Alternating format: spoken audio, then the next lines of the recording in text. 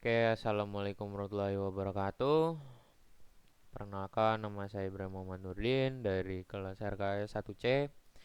Hari ini tanggal 16 September 2025, saya akan menjelaskan dan mengerjakan sebuah tugas video penjelasan mengenai program Python dari mapel algoritma pemrograman dari dosen yang cantik dan baik hati bernama Bunda. Uh, jadi yang pertama eh kita bakal ngebahas tiga materi. Yang pertama itu nentuin sebuah integer atau bilangan, dia itu genap atau ganjil.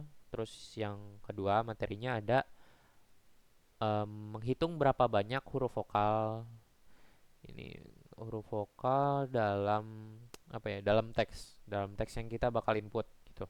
Terus yang ketiga ada mengubah huruf vokal dalam teks yang kita input biar jadi i. Nah, di sini i nih. Sebenarnya bisa diganti yang lain, cuman kita terkhususnya karena buat tugas udah ditentukan jadi huruf i.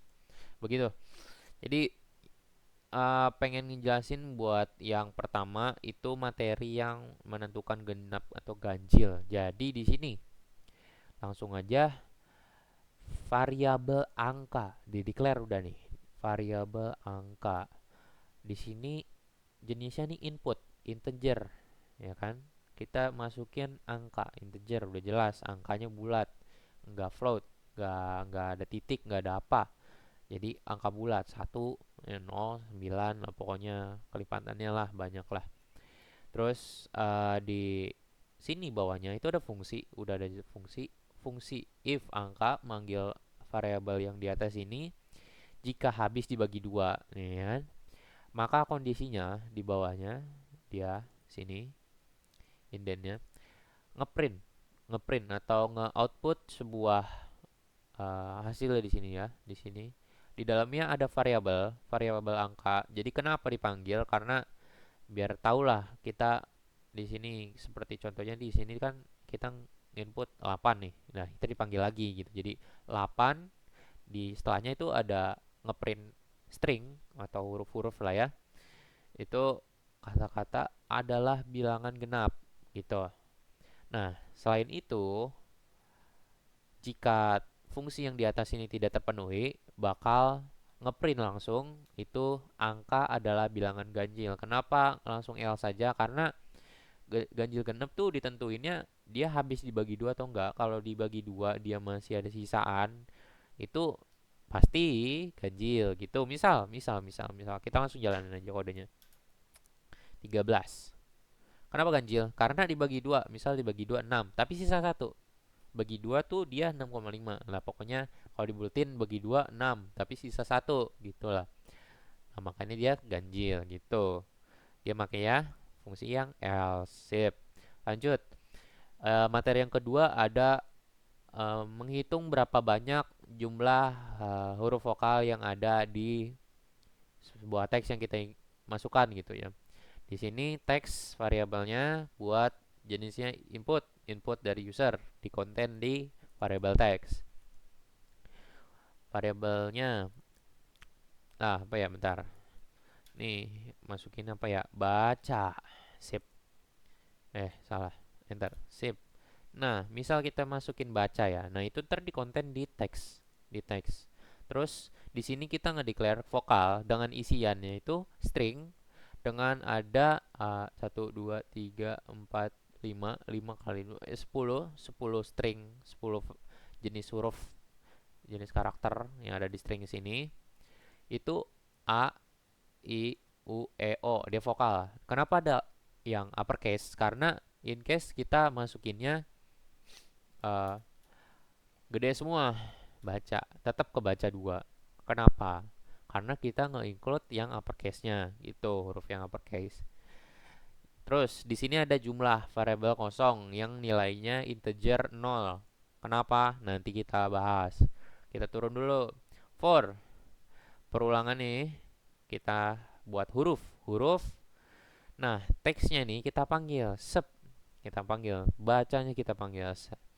Nah, karena dia ini kita ngecek satu-satu, ngecek B A, dari B terus ke A, terus ke C, terus ke A gitu. Nah, if huruf in vokal nih, in vokal nih, jadi dipanggil lagi nih huruf nih, masih sejalan.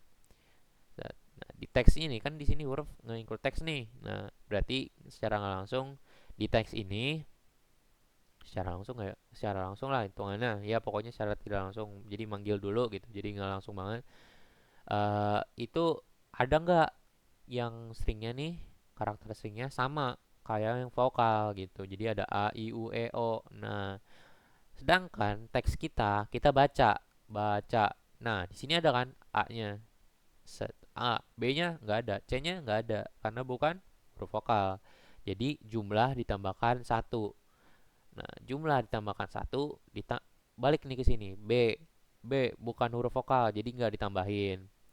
Terus A huruf vokal, maka ditambahin. Jadi kayak jika huruf vokal, maka ntar turun lagi nih jumlahnya, jumlah variabel jumlah ditambahin satu, integer nih, tambahin value-nya ditambahin satu. Nah, pokoknya sampai habis deh, sampai habis stringnya. Nah, kalau udah lanjut ke print, udah beda indent. Jadi baru dilanjutin setelah ininya semuanya selesai gitu. Print gitu, ngeprint string. Dalam string sini ada jumlah huruf vokal titik titik dua, terus koma ini buat manggil variabel ya biar ngepisah.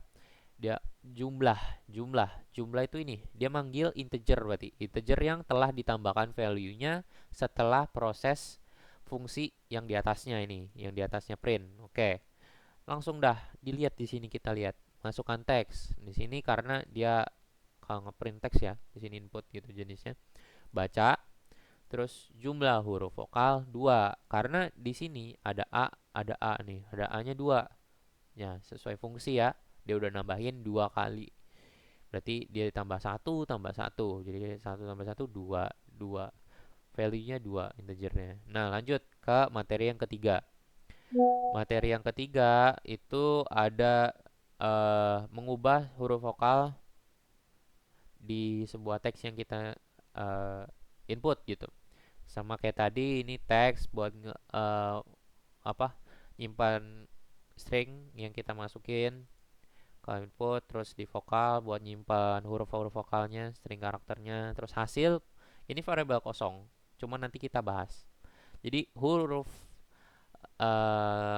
huruf-hurufnya tuh bakal balik ke sini nanti. Cuman nih penjelasannya begini. For huruf in text, include nih teksnya. Misal tadi program mengubah huruf vokal. Nah, if huruf ya, panggil lagi teksnya nih, dia ada yang sama kayak vokal, maka hasilnya nih, maka kenapa gua ngasih nama variabel hasil juga ya? Ya pokoknya hasil variabel ini ditambahin i, tambahin i. Nah, jika else hasil tambahin huruf, manggil dia. Nah, ini manggilnya satu-satu gitu. Jadi misal kita tulisannya kita gini aja deh, program sub, jadi program kan. Nah, kenapa? Karena dia manggil P-nya dulu nih. P. P dia itu ada di huruf vokal nggak? Jelas nggak ada, ya kan? Berarti ke else. Nah, huruf dia naruh lagi si P-nya ini ke variabel hasil. Nah, terus R. R vokal bukan? Bukan. Nah, taruh lagi di hasil. Nah, atu-atu tuh. O. O variabel huruf vokal bukan? Iya. Nah, ganti I. Ganti set, terus taruh di hasil ya kan? Nih, tambahin I sub. Nah, program, terus G. G vokal bukan? Bukan. R bukan? Bukan. A, iya, iyalah, jelas. A itu huruf vokal ya. Di sini ada nih vokal nih. Nah, masukin dong di sini jadi I. Kenapa? Karena diubah ya kan? Nggak diubah sih, kayak kalau ada A ya udah tambahin I gitu. Jadi kita bikin baru gitu lah. Terus program M huruf vokal bukan? Di sini nggak ada. Ya udah tinggal masukin gini. Nah, jadinya dipanggil deh tuh di sini print teks setelah diubah dan dipanggil di sini hasil. Hasil yang telah jadi nih program. Nah, makanya hasil dari ngejalanin ngecompile si programnya ya pregram hasilnya yang teks telah diubah. Begitu. Apakah mengerti? Harusnya mengerti ya, karena penjelasannya sudah insya Allah. Insya Allah sesuai dengan apa yang diinginkan.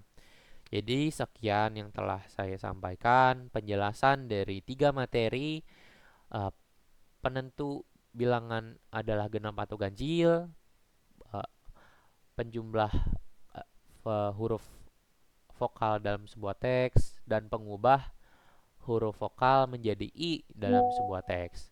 Nah, terima kasih telah menonton. Wassalamualaikum warahmatullahi wabarakatuh. Mohon maaf jika ada kesalahan. Saya pamit undur diri. Selamat malam.